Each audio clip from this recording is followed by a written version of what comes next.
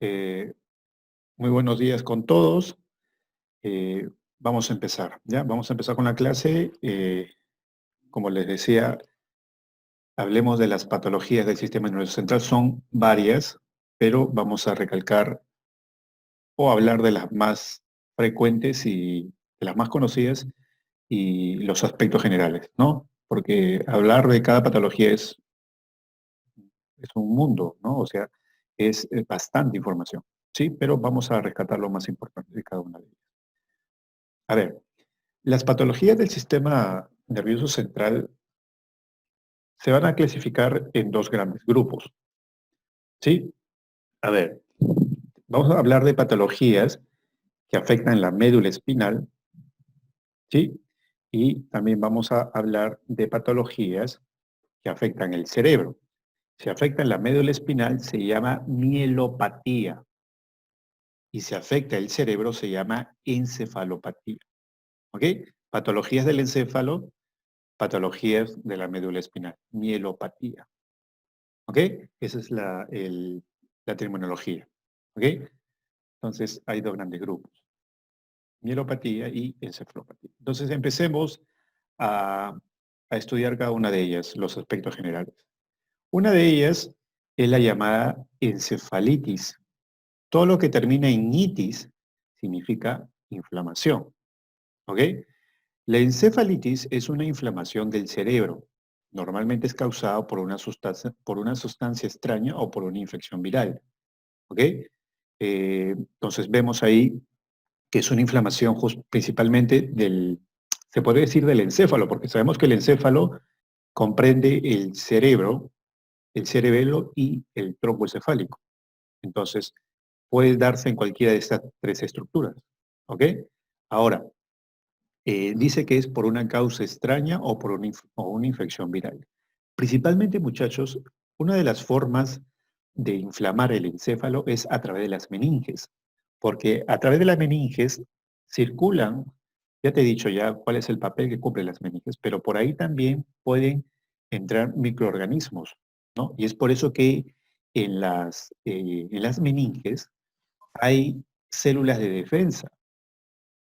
Ahí vamos a encontrar, por ejemplo, determinados tipos de linfocitos que actúan como defensa. Entonces, cuando entra algo extraño, ¿ok? ¿No? Puede ser un virus, como dice, o algo extraño, empiezan a actuar estas células de defensa. Y es por eso que tú sabes que una reacción normal del cuerpo es que se genere una inflamación, ¿no? La inflamación es indicativo de que algo extraño ha entrado y que tu sistema inmunológico está actuando. ¿Sí? Al igual que, por ejemplo, se manifiesta una fiebre o una infección. Por ejemplo, la presencia de pus significa que hay una guerra ahí entre el agente patológico, que puede ser un virus, una bacteria, y tus glóbulos blancos y todo tu sistema inmunológico. ¿Y cómo se manifiesta? Con supuración, se manifiesta con desarrollo de fiebre o con una inflamación. ¿Ok? Entonces, para que se desarrolle una inflamación en el encéfalo es porque tu sistema inmunológico ha actuado, ha reaccionado a algo extraño, a un agente patológico como puede ser un virus. ¿Ok? Es por eso que también no solamente se habla de encefalitis, sino también se habla, por ejemplo, de meningitis, ¿no? Entonces, en este caso se está afectando, hay una inflamación general de todo el encéfalo. ¿Ok? Pero ojo, la encefalitis puede ser localizada, solamente puede ser, por ejemplo, una inflamación en el cerebro, o puede ser solamente en el cerebelo o en el tronco encefálico. ¿Ya? ¿Cuáles son los síntomas característicos de la encefalitis? Está, por ejemplo, el dolor de cabeza, la cefalea, dolor muscular a nivel del cuello, somnolencia, náuseas y fiebre. Y puede ser letal si es que no se hace un tratamiento oportuno y adecuado. ¿Ok? Porque sabemos, si es que, por ejemplo, fuera viral, eh, los virus por lo general son parásitos. ¿A qué me refiero con parásitos? En el sentido de que no pueden reproducirse por sí solas, necesitan de un hospedero, como por ejemplo con el coronavirus. Ellos tienen que llegar, para poder reproducirse, o sea, multiplicarse, ellos tienen que infectar células de la mucosa olfatoria. Y ahí es donde entran y y ordenan a la célula que ellos se multipliquen por miles. Entonces, un virus a nivel del sistema nervioso central, por ejemplo, a nivel del el cerebro, si ese virus va a infectar y no se hace ningún tratamiento, ¿no? Para contrarrestar esto, el virus va a avanzar, avanzar, avanzar y definitivamente va a comprometer alguna función. Sabemos que el encéfalo vamos a encontrar muchas funciones, muchos centros de control de funciones vitales del cuerpo. Yo solamente te recalco el bulbo raquídeo, por no minimizar los otros órganos, ¿ah? Pero el bulbo raquídeo que encontramos, el centro cardíaco y el centro respiratorio. Entonces, si yo daño ahí, definitivamente voy a comprometer la vida de la persona, ¿no? Entonces, una encefalitis puede ser leve, puede ser tratada, pero si no recibe el tratamiento oportuno y adecuado, puede poner en riesgo la vida de la persona por la importancia que tiene el encéfalo, ¿no? En el control del cuerpo, ¿no? Y como les decía, otra patología del sistema nervioso central, la meningitis. ¿Sí? La meningitis es una inflamación de las meninges. Ya sabemos que son tres meninges. Tenemos, por ejemplo, la dura madre, la aracnoides y la pia madre, que cubre todo al sistema nervioso central, o sea, al encéfalo y a la médula espinal. Todo está cubierto y ya sabemos el trabajo que cumple. Amortiguamiento, defensa, por ahí circulan las sustancias de desecho, también encontramos células madres. O sea, hay un montón de funciones que cumple la meningitis. Dice, la mayor parte de las meningitis dice que es causada por bacterias. También puede ser por una infección viral, fiebre, ¿no? Estos son los síntomas, ¿no? Fiebre, vómitos, rigidez en el cuello y pueden ser síntomas de meningitis por lo general. Entonces, el objetivo acá es en ambas patologías, ¿ok? Porque la encefalitis también no solamente es viral, puede ser causada por una bacteria, pero que está generando una inflamación en el encéfalo. Igualmente la meningitis, ¿no?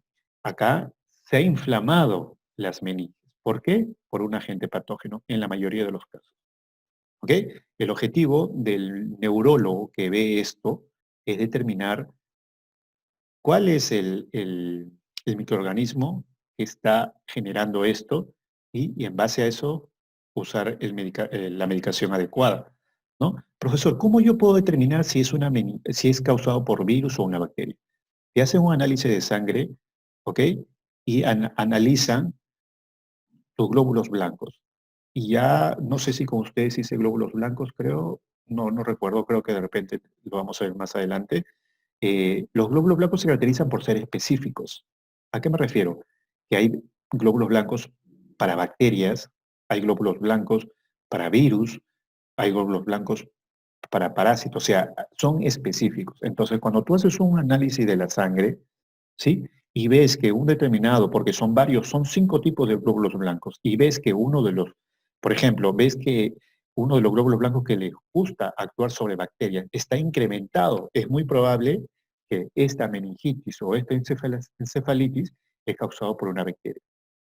Entonces, ahí automáticamente el objetivo siguiente es determinar qué tipo de bacteria es, porque hay un montón, ¿ok? Entonces, una vez determinado el tipo de bacteria, ya se utiliza el antibiótico adecuado. ¿Ok? Entonces, y si fuera un virus, profesor, va a depender, ¿no? Tú sabes que a los virus, salvo, hay dos tipos de virus que solamente están temporales en el cuerpo, como por ejemplo el COVID-19, que solamente tiene un tiempo no voy a hablar de vida porque es un debate todavía si es que se consideran seres vivos a los virus, pero tienen su estancia en el cuerpo solo un determinado tiempo. Su objetivo es reproducirse, utilizar el huésped para multiplicarse. Pero hay virus de que no tienen una estadía temporal nada más. Se van a quedar de por vida en tu cuerpo. ¿Ok? Por ejemplo, como los pacientes con VIH. Ellos van a convivir con el virus toda su vida. Entonces, si ellos, y ahora, profesor, pero ¿cómo así, por ejemplo, se mantienen eso? Con medicación, con retrovirales, que hacen de que ellos, esos virus, estén inactivos, pero están en la sangre. Ellos pueden seguir contagiando si es que no utilizan medidas de protección, ¿no? A través de las vías sexuales, ¿saben, no? Que el principal forma de contagio es vía sexual del VIH. Entonces, ellos pueden seguir contagiando, pero lo ves sano. porque están con medicación que hacen que el virus esté inactivo. Pero si ellos no tomaran medicación, ese virus va a rebrotar y va a generar la enfermedad en la persona. Entonces, hay virus que tienen una estadía temporal y hay virus que se van a quedar, ¿no? Entonces, el objetivo es saber qué, este, qué virus, qué tipo de virus es. Si es un virus temporal o un virus, ¿no? Entonces, saber y de acuerdo a eso, la medicación adecuada. ¿Ok? Listo. Vamos por la siguiente patología. Tenemos el síndrome de Huntington. Profesor, ¿a qué se debe esto? Por lo general, este síndrome de Huntington es un problema genético. Genético. Ahora, profesor, miren, veamos la descripción. Dice, la enfermedad de Huntington, ¿sí? Es un trastorno neurológico degenerativo hereditario. Hay un factor hereditario. La degeneración de las células, o sea, de las neuronas, ocurre por todo el cerebro, especialmente en el núcleo estriado, que es una parte central, en la parte central del cerebro. Se produce un declive progresivo que resulta en movimientos anómalos. ¿Ok? Entonces, acá hay un problema nervioso, ¿no? De las neuronas. Hay una degeneración. Te he dicho que por lo general hay un factor genético, hay una alteración de un cromosoma, ¿sí? Entonces, ¿y esto qué genera explícitamente? O sea, ¿qué es lo que se observa en estas personas con este síndrome? ¿Sí? Es, eh, dice, movimientos anómalos, como vamos a ver en la siguiente imagen. Miren, a ver, dice, los cambios, ¿cuáles son los síntomas generales? Son los cambios de comportamiento, pueden ocurrir antes de los problemas de movimiento y pueden abarcar. O sea, vamos a ver cambios en los comportamientos, como por ejemplo, comportamientos antisociales, ¿ok? Personas no sociables, introvertidas, alejadas, alucinaciones, una persona que es muy irritable, malhumorada, impaciente, tiene estadios de paranoia, ¿sí? Por lo general dice, la edad de comienzo se da entre los 30 y los 50 años en la mayoría de los casos, pero ojo, también se puede presentar en niños el síndrome o el trastorno de Huntington, ¿sí? Por ejemplo, ¿y qué se manifiesta en los niños? Rigidez, movimientos lentos, temblor, ¿ok? Y mira, y habíamos dicho acá que externamente vamos a ver movimientos anómalos, y mira, son como estos, mira, este tipo de reacciones. Mira los gestos, los ademanes que hace esta persona. Y esto no es broma o es un no, no son ademanes con la finalidad de hacer reír, es porque acá hay un problema neurológico en estas personas. ¿Ok? Tiene carácter hereditario, tiene carácter genético. ¿Ok? Entonces, la causa no es conocida, ¿no? No es conocida, pero es un problema degenerativo que se agrava con el tiempo. ¿Sí? Definitivamente el tratamiento está indicado solamente para tratar de disminuir la sintomatología y la gravedad de la enfermedad, ¿ya? Pero estas son las manifestaciones principalmente, aparte de lo psíquico y de lo social que hemos visto acá, esto es lo que mira, en niños se ve estos tipos de, ¿no? de rigidez, ¿no? Pero también vamos a ver estos comportamientos, ¿ya? Mira, estas expresiones son involuntarias, ¿ok? Hay que tener cuidado con eso. ¿Ya? Seguimos. Otra patología, la que de repente ustedes conocen o han escuchado más, el Alzheimer. ¿Sí? La enfermedad de Alzheimer, dice, es una enfermedad neurodegenerativa, o sea, se está degenerando las neuronas, hay un problema en las neuronas, encontrada típicamente en personas mayores de 65 años. ¿Ok? Hay una prevalencia en esa edad. En todo el mundo, aproximadamente 24 millones de personas tienen demencia como característica. 60% de estos casos se deben al Alzheimer. Una de las, de las manifestaciones claras en Alzheimer como un síntoma característico es la demencia senil. ¿Sí? ¿Por qué hablamos senil? Porque hablamos de personas de la tercera edad. ¿Sí? La causa principal también es desconocida, pero definitivamente es neurodegenerativo, hay problemas neurológicos, ¿ok? Entonces, si hay problemas neurológicos, hay problemas en el sistema nervioso, ¿no? Entonces, muchas funciones van a estar eh, afectadas, ¿no? El signo clínico del Alzheimer es el deterioro progresivo de la cognición. ¿Qué es la cognición? El pensamiento. ¿Qué más? La memoria, el razonamiento. Miren, por eso las primeras señales del Alzheimer es la pérdida de la memoria, que, que va a ser progresivo, ¿ok? Cambios de humor. ¿Qué más? Poner los objetos en lugar equivocado. De repente muchos de nosotros ya vemos tenemos personas seniles en la casa y vemos estos tipos de comportamiento, ¿no? Hemos dicho que esto es frecuente ya en personas a partir de los 65 años, ¿ok? Es un problema neurodegenerativo. Entonces, es muy característico. Vemos estos síntomas y ya obviamente nos están dando la idea de que puede presentarse esta patología en esa persona. Poner los objetos en un lugar equivocado, dificultad para completar tareas familiares, ¿ok?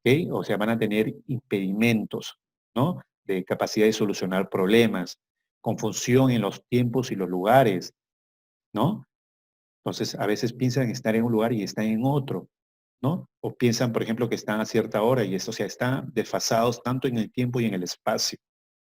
¿Sí? Son señales propias de esta patología. Cambios en la visión, ¿ok? O sea, hay una disminución, ya no es una visión aguda, nítida, hasta se presentan alucinaciones, ¿ok?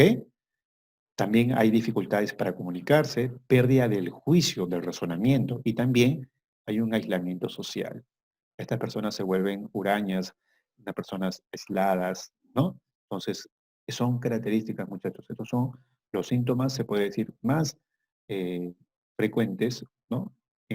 Con personas que tienen este tipo de patologías. Otras patologías, como te he dicho, son muchas. Vamos a ver las más resaltantes. El síndrome de enclaustramiento. A ver, el síndrome de enclaustramiento o síndrome de cautiverio se debe a una lesión en dónde, en el tronco cerebral, o sea, en el tallo cerebral, que daña el puente troncoencefálico, o sea, el puente de Barolio. ¿Se acuerdan? La protuberancia anular o puente de Barolio. O sea, el problema está ahí, a nivel del puente de Barolio o la protuberancia anular. Es una condición en la que el paciente está despierto, ojo, está despierto, pero sufre de parálisis de casi todos los músculos voluntarios del cuerpo. O sea, está despierto, pero hay una parálisis de casi todos los músculos del cuerpo y no se puede comunicar o moverse. Las causas, dice, pueden ser un daño traumático, por ejemplo, mediante un accidente, ¿sí? Una enfermedad, por ejemplo, del aparato cardiovascular, por ejemplo, un trombo, un émbolo, que ya lo he mencionado, y que de repente no oxigenó a estas neuronas del tronco cefálico y generó este problema, ¿sí? Daño en las células nerviosas y sobredosis también de medicamentos te pueden generar este tipo de lesiones. ¿Ok? Entonces, no es muy frecuente, pero eh, también es una patología que se presenta dentro del sistema nervioso. ¿Ya?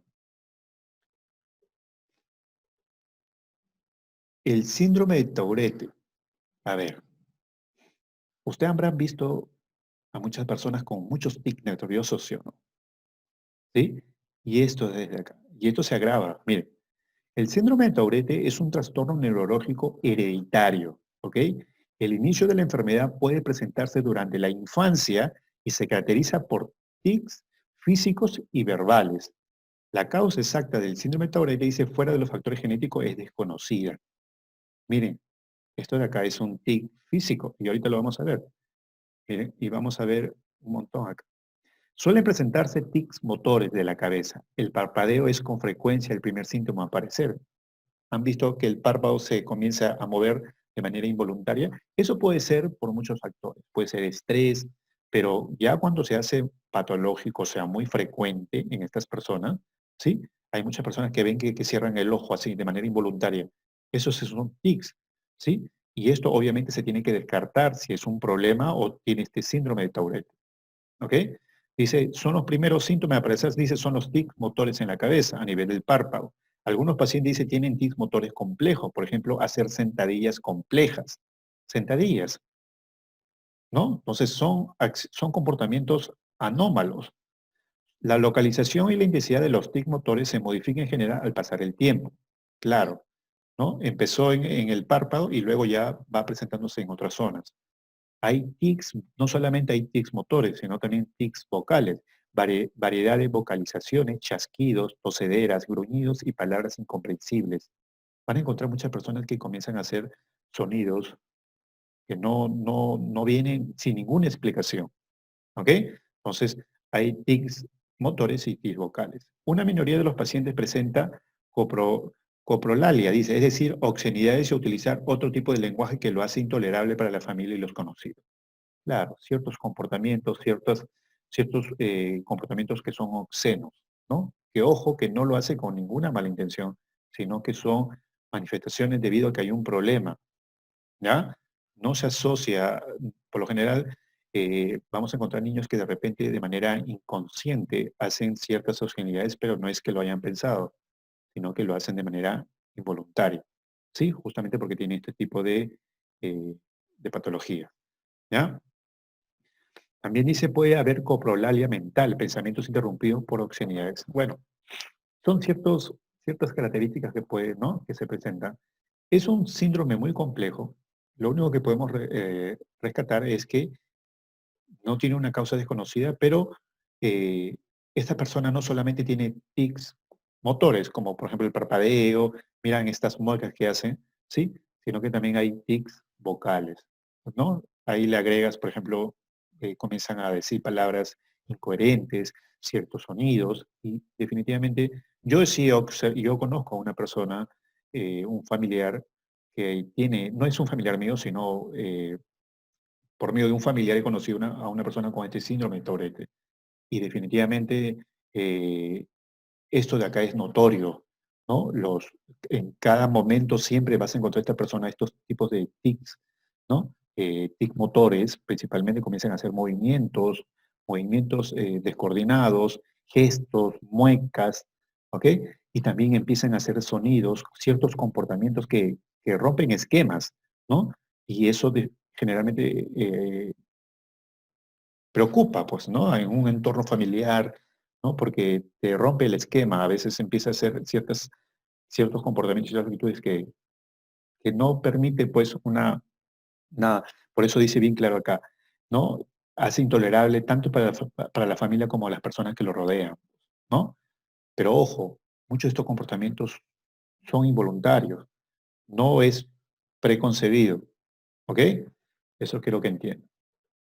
Y bueno, para cerrar, la esclerosis múltiple, ¿sí? ¿Cuál es el problema acá? Ok, es un problema neurológico, degenerativo también, pero ¿qué pasa acá con las neuronas? Ustedes saben que la vaina de mielina es una estructura que se encuentra en las neuronas a nivel del axón. ¿Y qué hace? Hace de que el impulso nervioso viaje con mayor rapidez y pase de neurona a neurona. Entonces, es muy importante esa mielina. Pero ¿qué pasa si esa mielina ya no empieza a formarse?